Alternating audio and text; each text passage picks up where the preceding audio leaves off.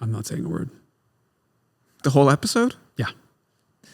Okay. Well, this episode of the Carmudgeon Show, which you are currently consuming, containing one Jason Cammisa and me, Derek Tam-Scott. That's him. I lied. Yes, clearly, is about the pair of Ford products that was available neither simultaneously in the same market ever, correct? They were never simultaneously sold? Correct. Yeah, so it was one or the other, based on where you were, which is the Merkur XR4Ti and the Ford Sierra, specifically the RS Cosworth variant, which obviously are very related aesthetically, but more than just aesthetically, the same car. Yes, except for various differences, which we will discuss anon. Shocks, springs, bars, bushings, Engine. Engine. Well, no, cylinder head. Block is and effectively the the same. displacement of the Transmission bottom is different. end. It's the same amount car, of but boost. It's the and difference between. Stop it! It's the difference between like a 3 Series and an M3. Is the difference between a Sierra and a Sierra RS Cosworth. Okay, sure. Think about it that way. All right. So that's what's in this episode of the Carmudgeon Show, part of the Haggerty Podcast Network, in which I will also do one clap. Nope. Jason will do one clap, and then we have a jingle. You're going to sing the jingle? No. You're going to jingle the jingle? Jake's going to add it. Okay. 3, 2, 1. Now? Just kidding. Now. Yes. So I think we should start this episode old school style with a song. Oh. Mm-hmm. I'm not going to do it. Jason's singing. No. You're going to do this one. I want you to envision Stevie Wonder. Okay. A song that starts isn't. She lovely. Mm-hmm. Isn't she Sorry. No. There is a Beatrice. No, isn't she worn out? Isn't she fun to drive? Fun to drive. Hi, Beatrice. We should be nice to Beatrice. Isn't she fun to drive? Yeah. So in the background, for those of you listening, is Beatrice, my E30 sedan. Mm-hmm. What's left of her? Mechanically, almost perfect. She's decided she has requested a drive shaft. Oh. There's a distinct on the highway now, and at 187,000 miles, I think I can afford her a new drive shaft. Yeah, but kind of fallen down a couple flights of stairs. But she's here for a reason, having nothing to do with this. The content of this episode. It was raining outside, and I have very little time in the Fredestein. Why did I say Steen? Oh God, I'm having a stroke. I smell toast, Grandma. Fredestein all tracks that are on there. Or those are Sprint Pluses in the rain. And I tried to slide. Unable. It happens, but it takes a lot. It's not, they have so much, they have an annoying amount of grip in the rain. They have an incredible amount of grip in the dry. We're going to do a tire update because I've now, remember a couple months ago, Fredestein sent us metric shit ton of tires. And it's one thing to read an ad. It's something else to actually experience the tire. So I'm glad they did that.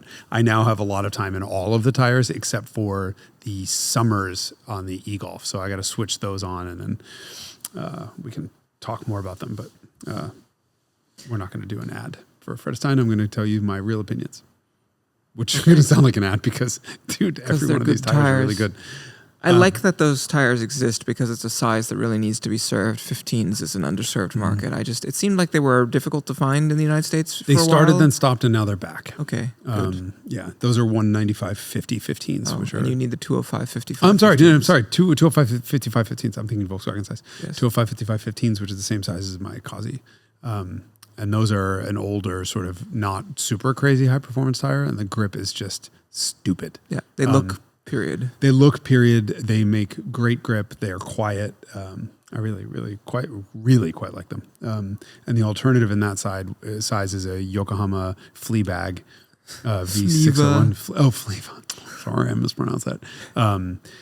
Which is a mild update on the S drive. Or S drive, because it's an S period drive, of which I had 7,000. And the later in my run of S-Drives, the worse they all got and the more out of balance they all were. As the molds wore out. Yeah, it must have been because the last ones, I mean, I'd bring them to the tire shop and they'd be like, yeah, we call Tire Rack. We replace them with 4 new ones, 4 other ones, and they're all like an inch out of round. Like there's just nothing we can do at this point. Jeez. So we go into the car, just driving down the street like that. These are round. That's number one. But also, what really, a nice feature. Really good. Anyway, I brought that car because of the rain, but also because if I told you that there was a front engine, rear drive, manual transmission, 4/5 seat coupe/sedan from the 1980s that had struts up front and semi-trailing arms in the back. That was from Germany. That was from Germany. That was a 10 out of 10 chassis.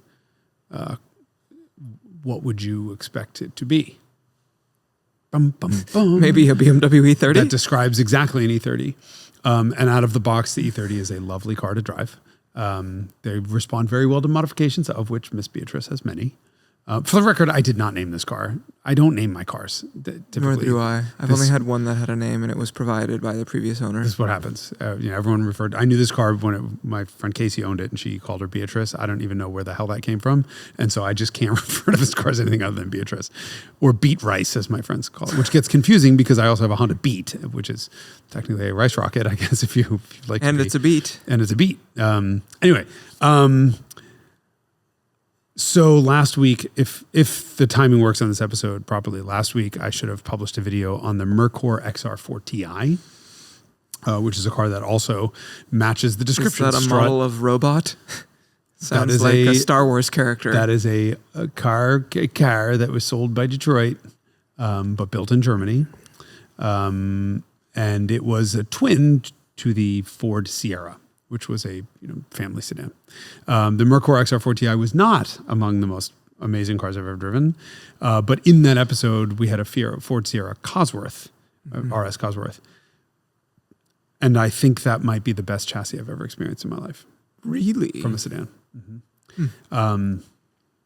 So period reviews of that car. We'll go through a little bit on this of what XR4Ti versus Sierra were. But period reviews of the Sierra RS Cosworth and then specifically the RS 500, which was the final 500 Evo models of this. Again, homologation race car. So, you can 5,000 of the original spec and then 500 for So these cars raced against E30 M3s and 190 Cosworths? Beat the shit out of everything because they were turbocharged. And what year was this that they did this? Let's see. 87 is when they started.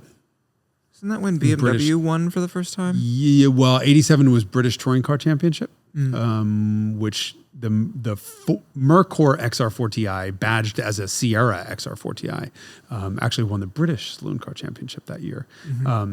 But the Sierra Cosworth sort of had a big run, and it wasn't until the RS 500. RS 500 famously won almost every race it entered, something like 85% of all races it entered. And they just kept banning it because it was banning different characteristics of it, and it just kept just destroying everything. The ultimate victor in the golden years of DTM, you have the winningest touring car of all time, which is the E30 M3. In second place is the 2316, and third is the Sierra Cosworth RS 500. But the RS 500 is the one that killed off the racing series because the cars just nothing could compete with it. What year did that happen? 91 too. I thought Audi won in 90 and 90. 91. Audi did, and Mercedes won in 92. Mercedes was 92. So, and towards the end, Sierra was in production from 78 to 82. 82. 78 was when it started. 82 for 17 years? No, not 17 years. I just did 2 Revelations, and so I have a script for Jeep XJ Cherokee in my head also, because now that's the next Revelations after that. That was 17 years. This one was 11 or 12. Either way. Long run, cars did really, really well in racing. I had the privilege I was at Cars and Coffee, and I stumbled across a left-hand drive black RS Cosworth. And I was like, who's responsible for this? And this lovely gentleman came over and we started talking. And as it turns out, a good friend of mine, and friend of yours also, had just bought a black Merkur XR4Ti. And I thought, oh my God, even Google couldn't find a picture of an XR4Ti together with an RS Cosworth. And I thought this is a story that needs to be told. The fact that they're both black and available in the same geographic region just forces me to tell the story. The RS, I think, has shocks on it.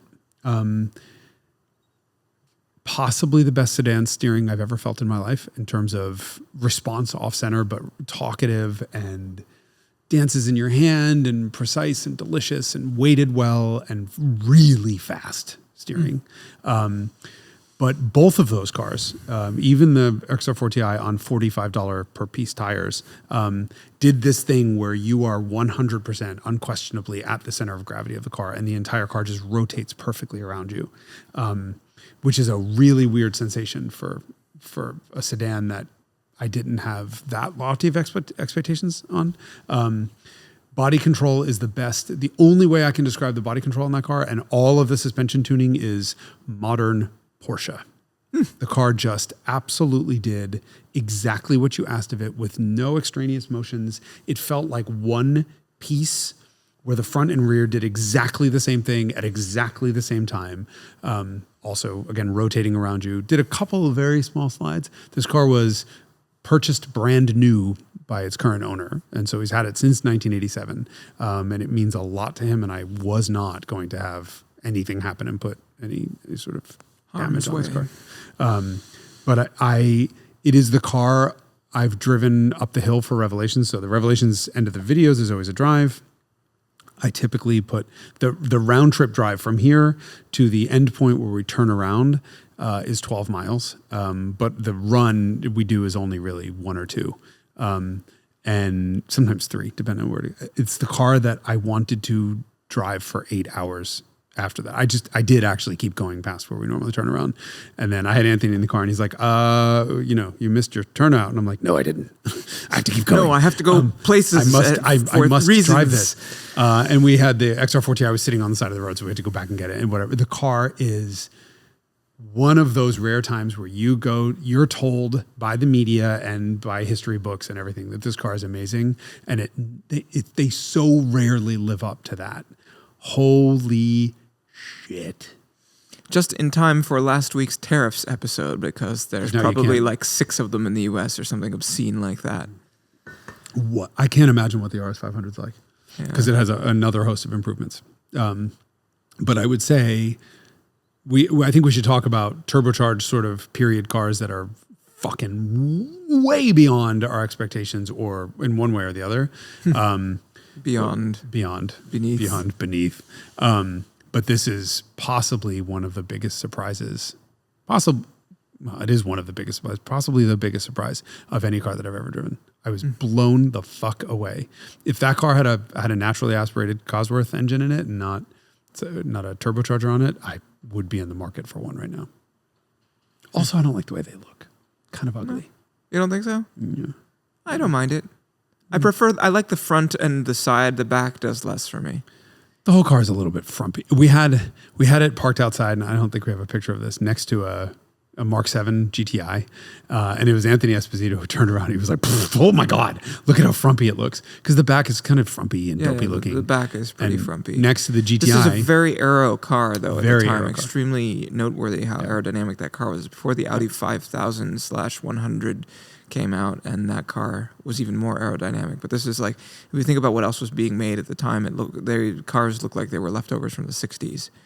This is one of those cars that really changed the face of automotive design. I mean, we in the US got the 86 Taurus. The Ford Taurus, exactly. The Audi 5000. This was earlier, but this was very Mercedes much 190. Yeah, but the 190 was a very sort of conventional. It was not a conventional design, but a conventional angular design that was made to look formal but be aerodynamic. Yes. This car just looked like a jelly bean. Yeah. Won a ton of design awards. Okay, let's talk about the Sierra for a second. Another car I don't think we ever got in the US was the Cortina. Correct. That was very strangely, Ford of Europe is based in Germany, but I think of it as more of a British car company than anything else. Yeah. And I think that's because half of its sales are UK. I think it's half. A good portion of its sales are UK. And the champions of those European Fords of the day are the Brits, right? So, the Brits are always talking about Mark 1 Cortina, Mark 2 Cortina, whatever. We don't know what they are, but they're family sedans. In the UK sense, so there would be a compact sedan for us. Needed to be replaced towards the end of the 70s. Ongoing fuel crises, financial crises, inflation, political unrest, just a miserable time. Strikes. Kind of like today. Tariffs. So the replacement for the Cortina, the only one brief that management gave to Ford of Germany, who was responsible for the car, is just it must be the most aerodynamic car in production by Ford anywhere in the world. That's it. Anything else was fair game. They stuck with sort of tried and true stuff: struts up front, semi-trailing arm rear, which is sort of BMW style, front engine rear drive, rack and pinion steering. Otherwise, nothing. Yeah, I mean, it looks like a car that should be front-wheel drive based on the package, the size, and sort of form factor. It's a car that today, or honestly, had that car come out 5 years later, probably would have been front-wheel drive. Yeah. It had no sporting pretense whatsoever. Ford made an XR4i model. Was the Scorpio also rear-wheel drive? Yeah. So you're talking about the second Merkur that was ever and that was sold where as what overseas? That was the Ford. Please hold. I'm having another stroke. Scorpio. It was the Scorpio. Oh, was it the Scorpio? This is a trick question, isn't this? We did the whole lunch thing before this again, and now I'm like, this is a Scorpio. The Merkur Scorpio. So the Merkur was named, Sierra couldn't be sold in the U.S. because GM, i.e. Oldsmobile, had a trademark on the name Sierra, Ciera, for the Cutlass Sierra. Strangely enough, GMC also uses Sierra as for the trucks. With an S, but Ford Sierra wasn't going to work over here, so it was not sold here as the Merkur Sierra, but the Merkur Scorpio could be called the Scorpio here, because I guess only astrologists have a trademark on that name. Anyway, Sierra had a sporty model called an XR4i. Strangely, there are two side profiles for the two-door cars, the two-door Sierras. There's a one that has an extra C-pillar for no reason. I did verify with Bob Lutz, who I talked to for quite a while in preparation for this episode. It was just a styling thing. Not structural. It was not structural. Huh. And it's so weird because it adds cost. Yeah, that's a good point. Well, it might not, because it makes the two pieces of glass much smaller. So if you look at the side of the 3-door 4-light Sierra, so there's the 4 pieces of glass on the sides. That rear window is like a foot longer than the front window, and it's fucking weird looking. If you look at the 6-light version of that car, the glass is smaller, but then the pillar's backwards, and it's just bizarre. The car's just bizarre looking. But the XR4 had a body kit on it, wheels, and the Ford Cologne V6 in it, which was a 2.8 liter V6 that wasn't federalized for sale. Couldn't be sold in the U.S. And at the time, this is now 1982. The car goes on sale. Bob Lutz, who we know from coming up with like some of the most amazing enthusiast cars ever, gets the job to run Ford of Europe. And one of the first questions was, why is it that Mercedes, Audi, and BMW are making a killing and Ford of Europe isn't profit-wise? And it came down to the U.S. market. So the dollar was very strong, so it was 4 marks for the dollar at the time. And so they could sell these, E30s and 201s and all these other cars to the U.S., even in relatively small numbers, but make shit tons of money on them. Ford of Europe was necessarily captive as Ford of Europe. And so they were only selling cars in Europe, couldn't take advantage of that. And so Lutz was given the instruction to increase profitability. And he said, okay, fine, I'll do it. And so his plan was to sell Ford of Europe products in the US, but, and this was really interesting hearing him say this, sort of how he explained it, which was basically like Ford of US always fucked up all the good stuff. They would take it to the US and dealers would say, well, it's got to have crushed velvet and it's got to have wood paneling and it's got to be soft and drive squishy and drive like shit, or customers wouldn't accept that. And of course, this resurgence or this surgence, I guess, this emergence. Oh, thank you. I speak English. I'm a writer. Of the European sports sedan was just a counterculture movement to the American sort of things, right? These are people actively didn't want Mercury Cougars and other big American boats, LTDs. Yeah. And so the stuff that was converted for sale in the U.S. didn't work. So Lutz came up with this really genius kind of distinction that I go into in the video, but he didn't want to make a Ford of U.S. import program where Ford U.S. would have any say in anything. Yeah, the way they did with the Volkswagen Golf when it came here, for example. That's a great example, right? Because so VWOA got to dictate what happened, and so they built them in Westmoreland, Pennsylvania, using Chrysler suppliers, and they put fake wood appliques on the inside and shitty seats and shitty interior plastics, softened the suspension, and everyone hated them. Go figure, right? And so his thought was, let's make this a Ford of Europe export program. Here's a product. Would you like it? Yes or not? Yes or no, right? And so Ford of Europe retained control over that. They started out with the XR4i, the sport model, with the extra pillar in it and the body kit, and threw in the turbo 2.3 liter from this was in the Cougar XR7, the Thunderbird Turbo Coupe, and the Mustang SVO, widely criticized for horrendous NVH in those cars. So actually half of the engine was re-engineered. Actually, internally it was the same, but apparently all the vibration was coming from resonances in the intake manifold and the mounting brackets for the alternator and AC compressor. So they've sort of redesigned. That sounds easy to fix, actually, compared to some fundamental. Yeah. Issue. So yeah, they did this huge NVH thing on it to make it like competitive with a BMW or Mercedes in terms of refinement. It wasn't, but it was closer. And that engine was already through the EPA certification, so they'd be able to sell it in the US.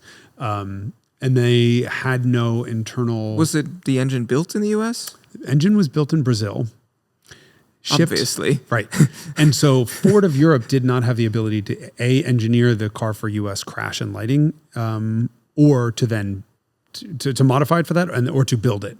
So Lutz called Carmen, and had Carmen do the work to actually modify the engineering work to modify the car and then build them. So strangely, even though Ford of Europe is a German-based car company, none of the Sierras were built in Germany. They were built in Belgium and the UK. And the XR4Ti, which is the version that came to the US, obviously, was built at Carmen.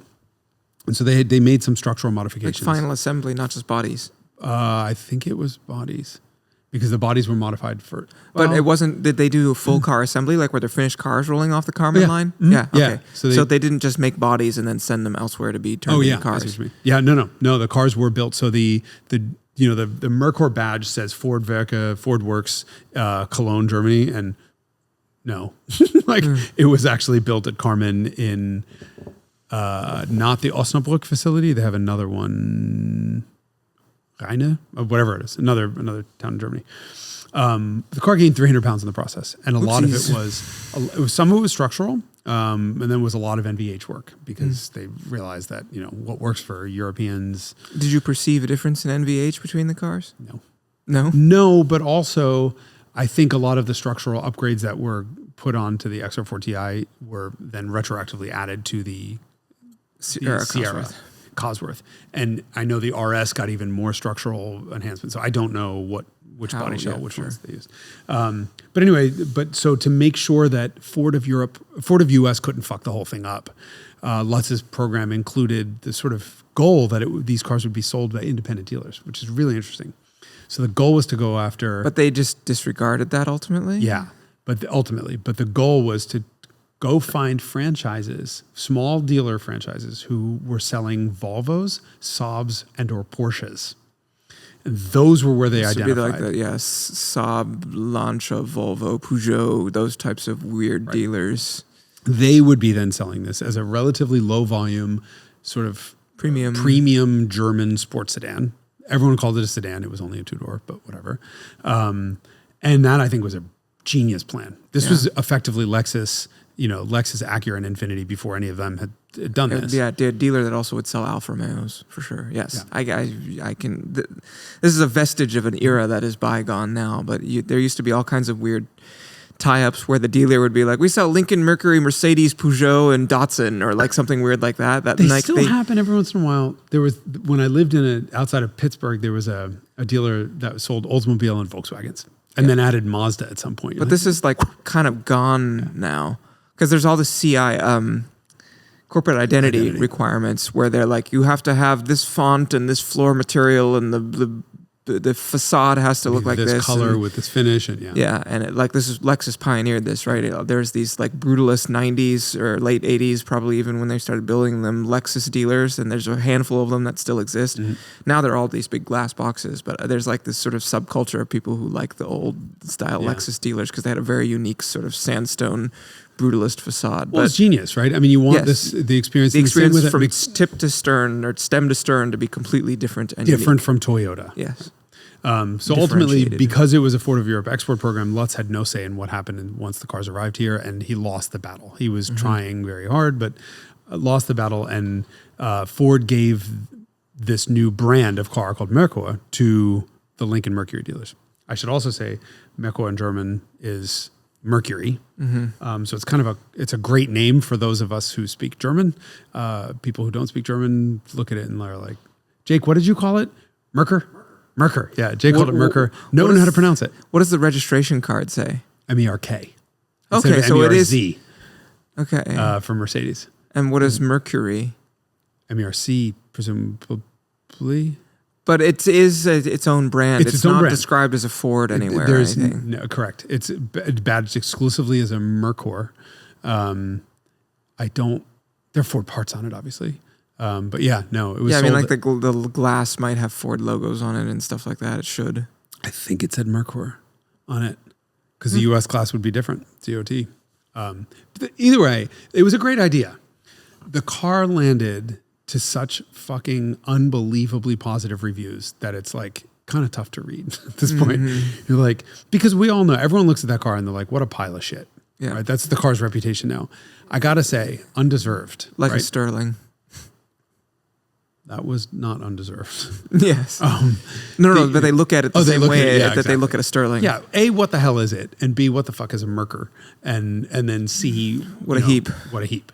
And actually, the car, if you look at the original reviews, wasn't quite a heap. Now, I will say, in terms of interior quality, it's got nothing on an E30 or a 201. So the 3 Series or Mercedes 190, they were another league ahead. The XR4Ti did not undercut them in price tremendously. It was just under the 3 Series.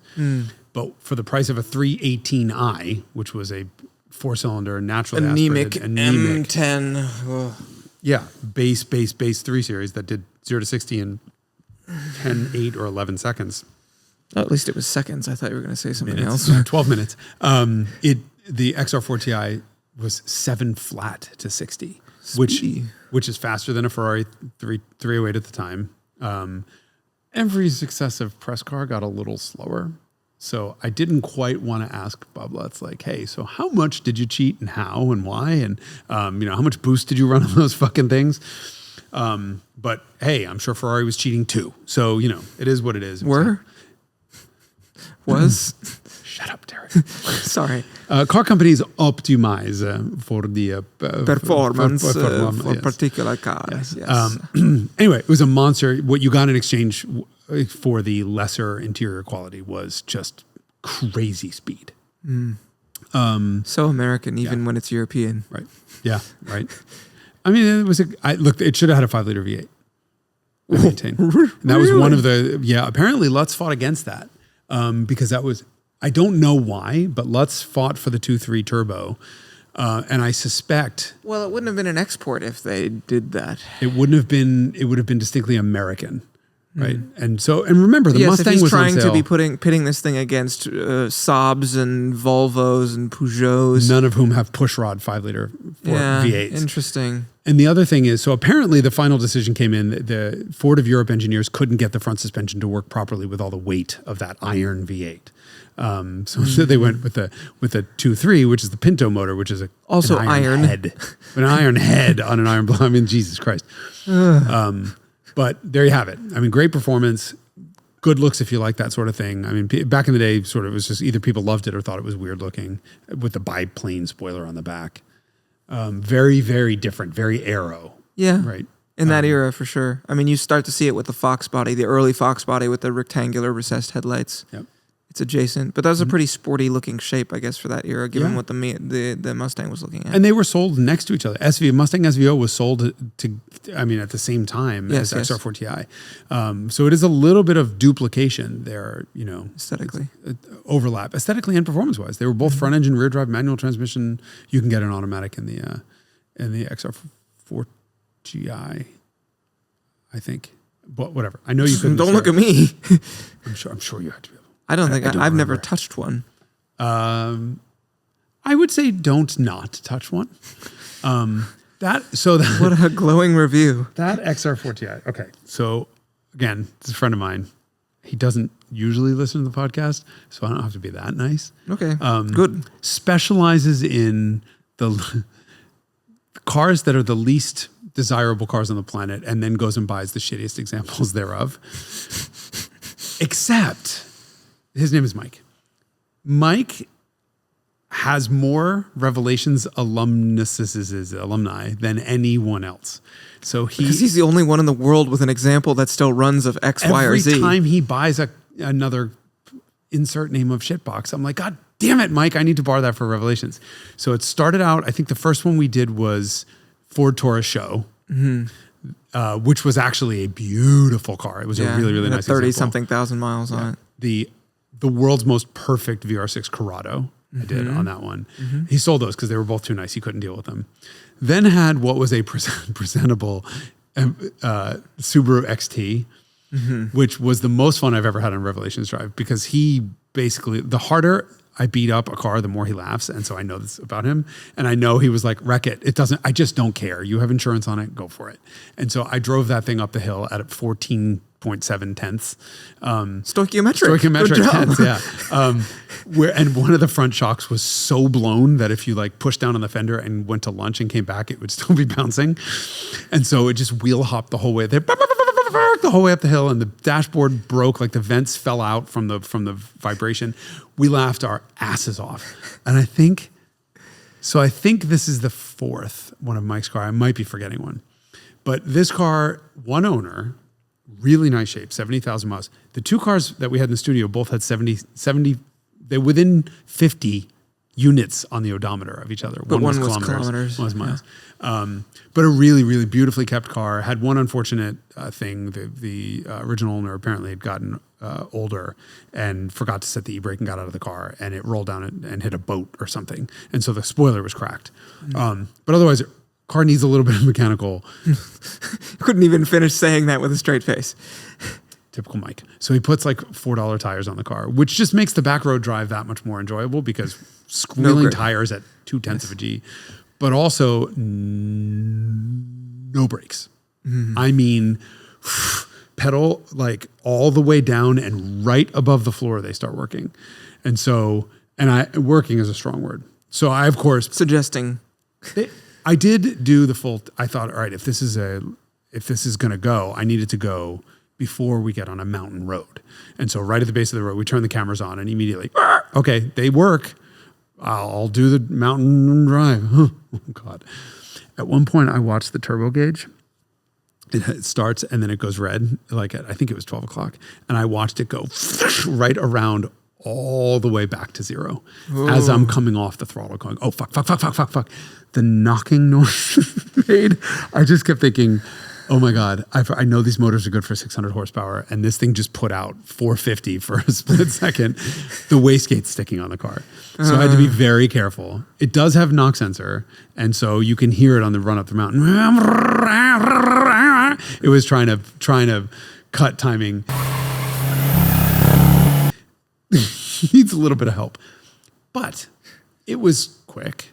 It was nice. It was a nice chassis, and you could really feel the bones were great. Really, really nice suspension geometry and whatever. That Cosworth was trans-fucking-cendent. It was unbelievable. You have to drive one. Maybe I have to buy one to drive one. You can't afford the import duty. Yeah, just go to Europe and buy one. I mean, if anyone in the Bay Area has an RS 500, please please don't bring it near me. No, let Derek drive it. I'm interested. All I wanted to do was just spend 3 hours. Sounds like a very good rally car. Yeah, as Recaro's in it. Great brakes, fabulous power. Lag, of course, a lot of lag. Way more than the XR. This is interesting. So the XR4Ti is the Pinto motor. So they're both Pinto motors. 2.3 liter, 8-valve single cam with a chain drive and an iron head for the timing. The Cosworth did at the same time as they did the Mercedes 2.316 head. So they were built together in the same factory, cast together, and so I'm sure they share a lot of similarities. I did not look into this. But belt-driven double overhead cams with 4-valve per cylinder, obviously, and then an aluminum head. But is the bottom end block? Bottom end's ironable. Bottom end's the same. But it's de-stroked. It's reduced in displacement down to 2 liters for the Cosy. So you would think the 2.3 liter versus a 2.0, the 2.3 makes 170 horsepower and the 2.0 made 200. So it's using a lot more boost. Other way around. The Cosworth needed half the boost to make 30 more horsepower, which I found so interesting. 8 pounds versus 15 because it flows at high revs where the other one didn't. So I thought, half the boost, it's going to have higher compression and be more alive off boost. No. Really? That Cosworth Why? You mat it, pull out in front of a tractor trailer, pray to Jesus and hope, and it won't move. Really? It is dead. And then 3,500, it starts to wake. With $3,000, it starts to wake up, and by 3,500, it's waking up, and 4,000, it's ripping. 4 to 7. I don't remember where red line was. Whereas the 2.3 actually had some power off boost, and then a big shove of torque, and then it would fall off at higher revs. And the Cosworth sounded way better. My God, magic. Who knew? Yeah. Well, apparently all the Brits do. Yes, right? That car has almost no presence in the mindset of any American anywhere. It doesn't exist. Neither do. Less than an Integrale. Which is an interesting comparison. I think we should talk about 80s into 90s turbocharged 4-door heroes, because there are other ones zeros that are not. Okay, let's talk about the Lotus Carlton for a second. Do we have to? I don't want to. Okay, well, we'll skip it. No, but I think we need to, because that is one of those cars that I think is achingly great looking. Beautiful is the wrong word, but just fucking badass. Sinister. Yeah, for sure. One of the best colors ever made, that sort of Imperial green. The only color in which it was available. Yeah. Looks like it's black, but in the sun it kind of glows green. Great looking car. And, dual overhead cam, 24 valve, 3.6 liter. Straight six with turbos, speed, with lots of horsepower, the 6-speed stick. Fastest sedan in the world. Yep. All of the ingredients to be a hero, to be parked in my garage. Yeah. And except for turbocharging and curb weight. It was not that heavy. Mister, I only even think about cars if it starts with a 2 or a 1 or a 1. $26.99. Beatrice over there. She's lost a couple pounds in rust over the years. And clear coat. Clear coat. That car's no rust on it. Yes. But it's clear coat delete. Yes. Which, reduces weight, which improves low end acceleration, but increases drag. Which dulls high end. I really want to wrap that in DTM livery, but I just love the fact that it is it's a full Spec E30 suspension underneath. I have the bars, I have the bushings, I have the reinforcement kits, I have camber plates in that thing. It is just an absolute ride. The only thing I got rid of is the race springs, and I raised it to sport, so it's drivable on the road. The car is an absolute maniac, plus a 2.9 turn lock-to-lock rack in it. Dynamically enjoy more between that and the Sierra? With all of the mods that this has, and it's a lot. I'm going to give that chassis a solid 8.6 out of 10. I love its playfulness. I love its ability to put power down, but then break the back loose if you want it to and play. The driving position is less than ideal for catching slides, for driving. And the factory steering is so woefully slow that you can't slide these cars around without breaking a finger or hitting a tree. Sorry, ask Straighten. I mean, he learned the hard way. He, poor thing, bought, this is M539 Restorations, my buddy Straighten, on YouTube. First time he took his E30 out in the rain, just hit a tree. You just what you do. So with all the mods on this car, it goes to an 8.6. It's really, really good. The Sierra, that one, again, I think it has shocks on it, but that's a 9.9. Oh, wow. The best handling front engine, rear drive, anything I've ever driven. Now, I didn't slide it around. I did drive my Cosworth, my 190 Cosworth, right after that.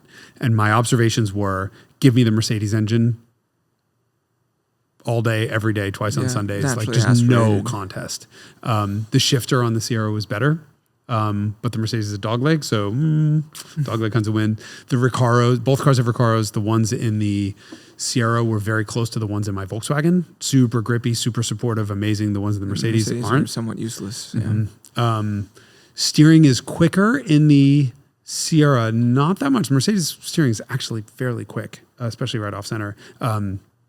But it's a box. And even though it's fantastic for a steering box, Sierra and the steering wheel is fairly large in diameter. So even if it's a fast ratio, it's a lot of moving of your arms, a lot of flailing. Chassis balance was better on the Mercedes. The Mercedes does not understeer. It just flat out refuses. And its ability to transition from neutral to oversteer under throttle is unmatched in any sedan I've ever driven. Thank you. No trailing arms. Except for that C126 that which has the same suspension design. No. C126 is a trailing arm. The Mercedes rear end is better. But the overall oneness and lack of body roll and any sort of dive, squat, any extraneous body motions, but also the fact that you feel like you've strapped. So if you get into a modern 718, like a Cayman, like a GT4 or something like that, the thing that Porsche does better than anything else is have the car just disappear around you and feel like a superhero suit that just fits so perfectly. Yes, you think you're naked, but an nothing's extension flapping. of yourself. Yeah. Damn it. It's Porsche's without question the best in the world at this. And this, the only way, all I kept thinking is this is Porsche. And then Anthony Esposito got in and drove it for 2 miles on the way back. And he was like, this feels like a Porsche. I was like, okay, great. It's not just me. Magic.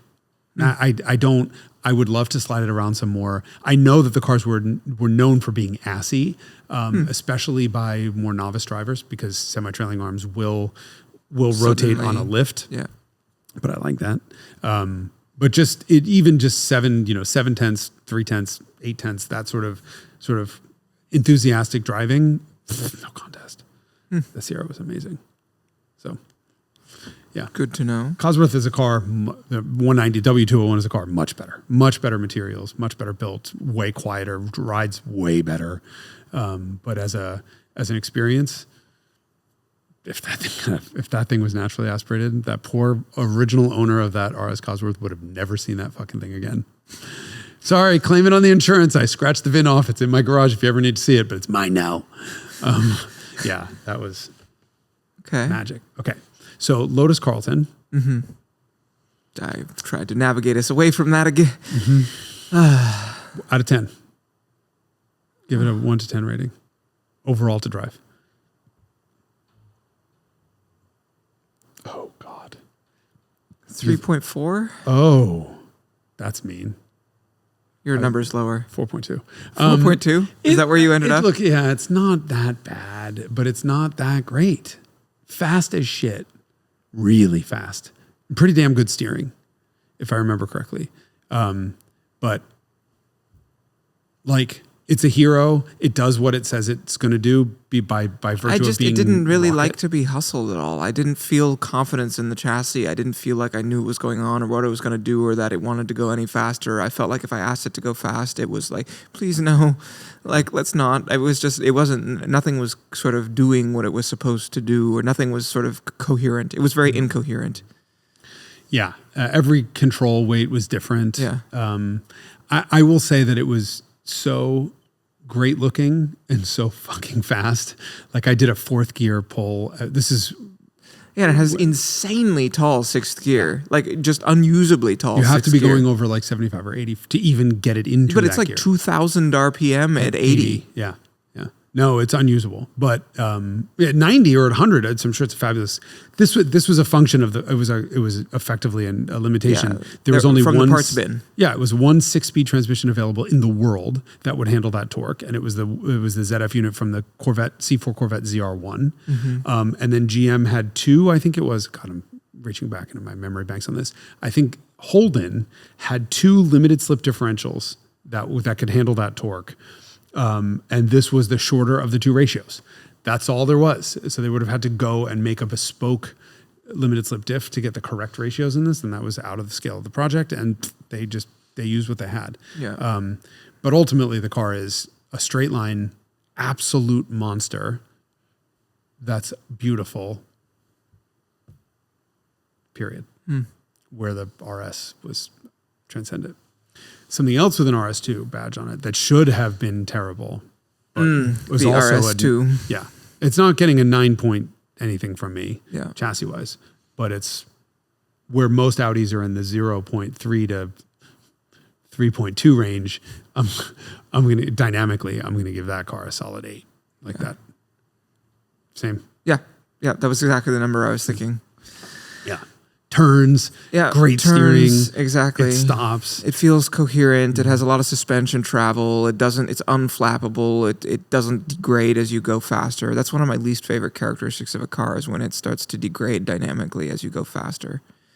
It's the difference between wanting to drive the car fast and not, and just saying, okay, we're going to cruise, and that's it. And that's where the enjoyable part of the envelope is for this car. To me, always the weird thing about Mercedes, because so often some Mercedes stuff just get better and better and better, and you're like, I'm at stoichiometric tenths now. I'm 14.7 tenths right now, and the car is more fun and somehow better to drive than it was at 8 tenths. Yes. Because at 8 tenths, you're like forked over and all this body roll, and everyone's like, oh my God, it's going to flip. Well, just throw it in the corner and slide around it, and the car just becomes And everyone assumes that isn't there, and very few people are stupid enough to do what we do, which is to go check out that part of the envelope. And as it turns out, there's a lot of good stuff there. Yeah.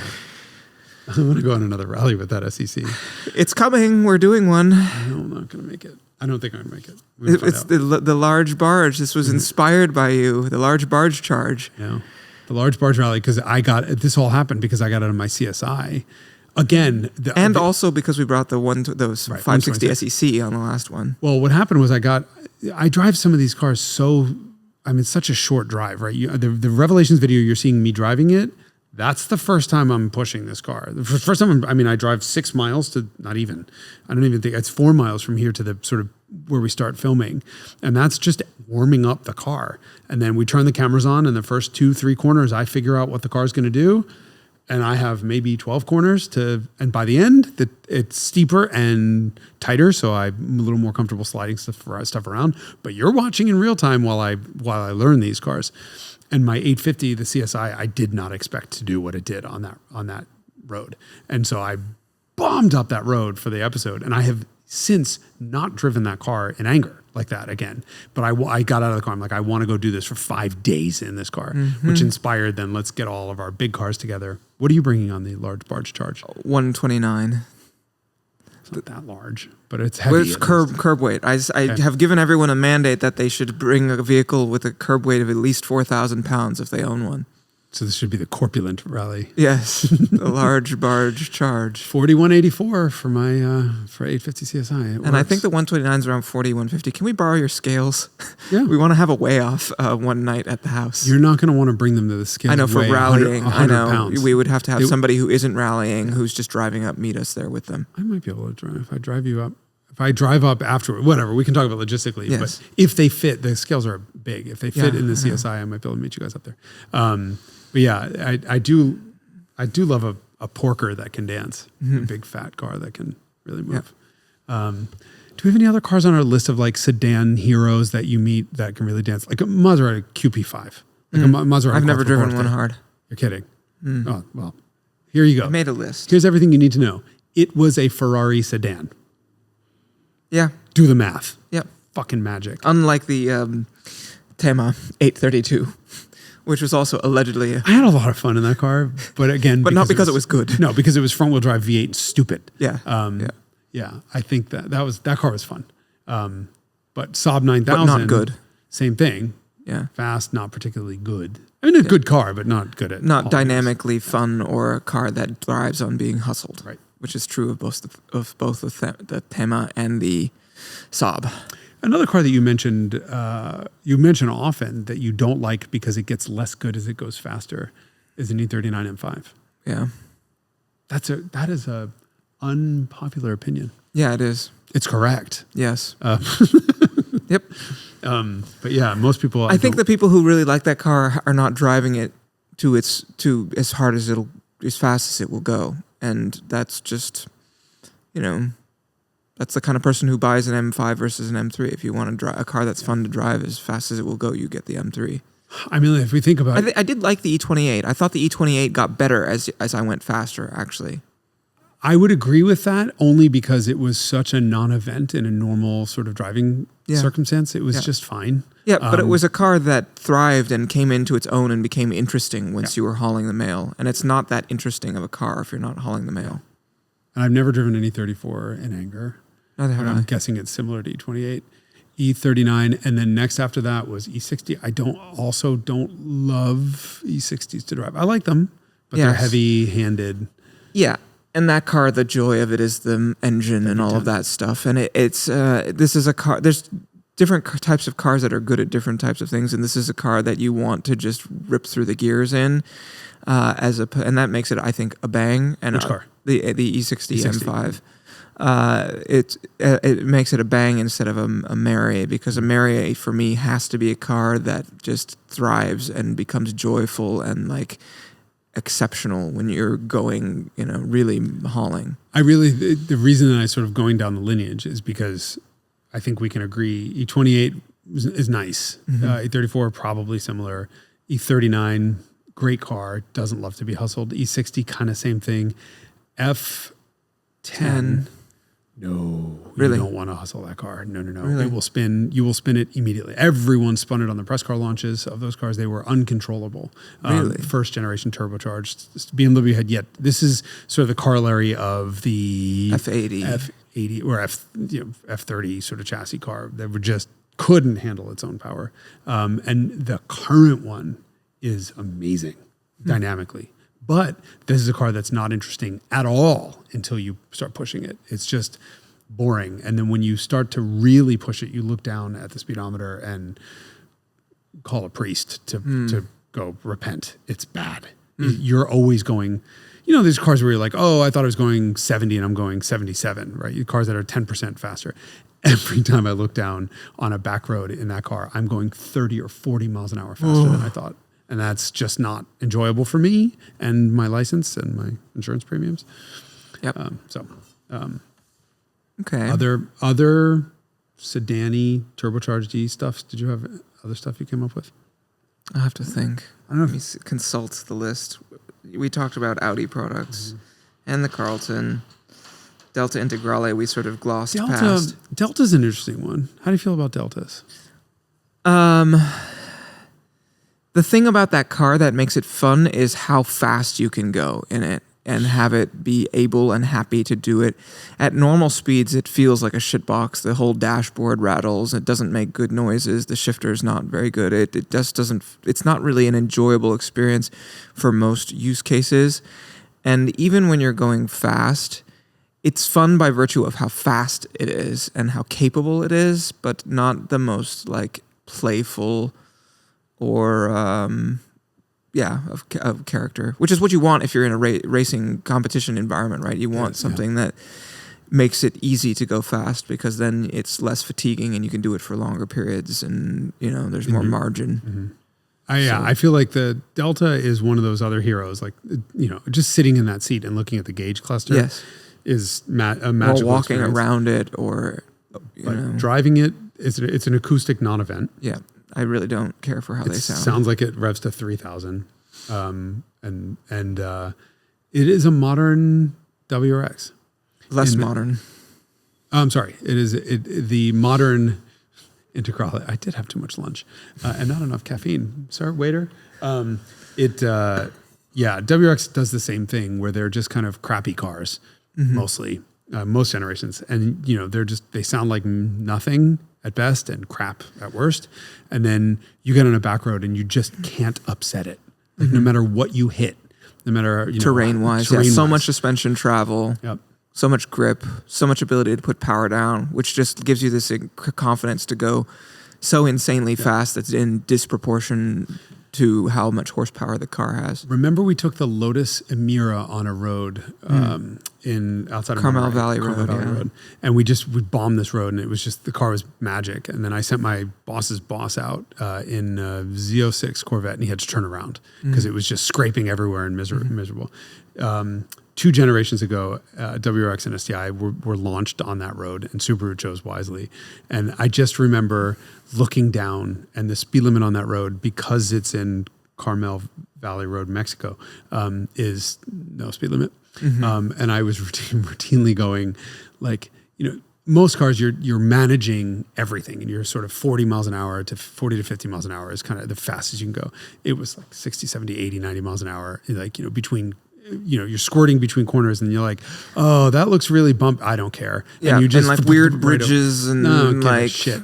Transitions between bridge and pavement where you're like, that looks sketchy. I think I told you when we were in the car that time, I had a Viper do a 360 in front of me on one of these pavement seams that we had hit. We did this road like 3 or 4 times, probably 70 miles an hour, just right over it. And we were stuck behind this dickbag in a Viper who was holding all of us up and just driving sloppily, and he hit that overdriving the car and went into orbit and spun the thing. Thank God didn't hit anything, which is the most important thing. No one got hurt. He didn't hit anything. The car didn't get damaged. But like we were like, dude, this is 20 miles an hour, at least 20 miles an hour slower than we could do it without phasing this thing. And so I do appreciate that about Delta. It's the same way. Like I never got one to be out of sorts no matter what I've done to them, but I didn't also have that much joy until they're modified to all hell and back. Yes. Then it's entertaining. Then it's a little bit more entertaining. But even with like a groupie exhaust that doesn't have a muffler and really, really sorted suspension, like it's good, but it's not fun. Yeah. Not fun. Not in the way of an RS Cosworth. 4-wheel drive, man. That's it? We're done? I think so. For that era, if you're going to define the problem as sort of, and this is of course cars we've driven, people will start supplying a whole bunch of cars that we glossed over, but it's because we haven't not driven them. I mean, I don't know how much there's left in there, like in terms of, like mega hero sports sedans from that era. From 80s and 90s. If you remove the turbocharged stuff, you can get to like a Alfa Milano 75, which I wanted to like it more than I did. I wasn't sure why that car didn't do more for me. I was really surprised. Every time I want to love it and I only like it. Yeah. But the measure is that you just get into just a ratty E30 and they sound better. The Busso's got all the reputation for sound. I'm sorry. It's got nothing on even a stock M20. The BMW Straight 6 of the era. So that's just a non-starter for me. I just still can't figure out why. I guess you always say that it's the exhaust system design, but I really like the way that the character of that engine when it's transversely installed. When it's transverse, yeah. Or in 2.5 liter form in a GTV6 for whatever reason. I think they sound better. That Busso is amazing for its day for a V6, but I don't think it holds up in the way that a VR6 does or even an M20 does. Nothing else? Nobody? Or have we just defined the Ford Sierra RS Cosworth as the ultimate best driving Radwood era, like baddie getaway car? I do love an E36 M3. It's slightly too new. But I do enjoy that experience a lot. And I would say out of the box chassis wise, while the E30 E36 is fantastic, I don't think it's same league as RS. Okay. I mean, maybe even an Evo, even like the 3-liter and 3.2 later E36 M3s in Europe, I don't think we're really that good. Yeah. Oh. No, I don't. You need to drive one because I just don't understand how a company this many years ago could basically emulate Porsche today. Yeah. And like a mid-engined, we're not talking about like, you know, a Panamera here. We're talking about a fucking Boxster, Cayman, GT4. Yeah. Yeah. Well, very, very, very, very drive. Yeah. And go, of course, watch the episode. And, watch the episode. That was fun. We had Bob Lutz interrupting me on the episode a couple times. Yeah. So you just did a phone interview with him and recorded it? Yeah, and I would have loved to have him on, but it was I talked to him the day before his 93rd birthday. Wow. And sharp as a tack. I mean, you know, if somehow wires got crossed between me and his assistant. His assistant thought I was calling about another piece that Haggerty's magazine was doing on 50 years of 3 Series, because of course Bob had his hand in the E21, which was supposed to never have like a kidney grill on it or something. Like typical BMW, they fuck everything up. He did 2002 turbo, he did 3.0 CSL, and you know he had his hand in E21, and he created BMW M. Yeah. Hello, this is, you know, Bob. So he thought we were going to be talking about, or he was told we were going to be talking about 50 years of 3 Series. And I'm like, no, hold on. That's my colleague. I'm calling about XR4Ti. Oh, okay. What do you want to know? There was no research, like, consulting of notes. This is 40 years ago. I need to go back. Nope. Fucking remembered everything and just had no problem going, you know, like just being fully honest. Finding that file. Yeah. Yeah. He gave me a great anecdote about his experience in trying to buy. Oh, there was another hot Ford, was there? There was another hot, goddammit, European car that was sold through U.S. dealerships, and it was GM. He wanted a Corvair Monza. His future wife was pregnant, and he wanted a Corvair Monza. That was the car he wanted. And he lived in the Bay Area, and he went to the Chevy dealer in Berkeley, and they refused to sell him one. They were like, for fear of death? No, they were like, let's get you in this, like, you know, you need a Malibu, or you need, I don't remember what car they were trying to get him in. And he's like, no, I don't think you understand. Like, you know, I'm like Robert Anthony Lutz. Like, you know, of course he was no one at that point, right, to this guy. But like, I'm about to change the face of the automotive world, and I've decided I want this particular car. Fuck you. I don't want a big American boat. Like, they just wouldn't have it. And he wound up going to a bunch of different dealers. He said it was actually Walnut Creek, which was a tiny little town at the point. They finally sold him the car that he wanted. And did they not have it in stock or what? They wouldn't order it. They didn't want anything to do with it. They wouldn't order it. They wouldn't let him buy it. They wouldn't have, they're like, no, you don't want that. You want this. And we've all been in dealerships where you come in, you say, look, I want a stick shift. Like I did this with a friend years ago. Stick shift, Jetta, sedan. It doesn't matter what color it is. It doesn't matter anything. They were trying to put him in a wagon TDI manual or automatic. They were trying everything because they wanted to get rid of what was in stock rather than what he wanted. And so we've all had this experience, and it was great listening to Bob say, like, tell this whole thing. That's the line that's in the Revelations. He was like, and it was this quintessential sales guy in, you know, a plaid suit and cheap pants. And he just didn't understand why I wanted this when for $10 a month more, I could have this enormous thing that I didn't fucking want. And he used that to set the stage for what happened with Merkur, because people were calling him and saying, like, I want this XR4Ti, but I'm not giving my money to this scumbag dealer. What is it? Dillhole? No, I've never heard that one. No. Oh. Okay. Dickweed. Sure. Dumbass. Yeah. These are all synonymous. Yeah. It's really, really interesting that the public's opinion has really turned sour on XR4Ti, and really did. I mean, including Car and Driver putting it on the list of the most embarrassing award winners in history and whatever else. But really, it doesn't seem like the car was to blame. It was the dealers, which just soured the whole experience. Same thing can be said of today's Hyundai Kia stuff. I hear all the time. You know, I went to go buy a Kia, Genesis. I had a terrible experience. Fuck those guys. I'm not doing it, which is a shame because the cars are good. Yeah, cool story. Great car to drive, and very cool to have the two of them back to back, or back to back and in the studio together. Yeah, it's wild. Yeah. All right, Well, Derek I would like to drive one Derek needs a Sierra RS Cosworth. someday, somehow. We'll figure it out. Import one. Pay 25%. You can afford it. Bye. Bye.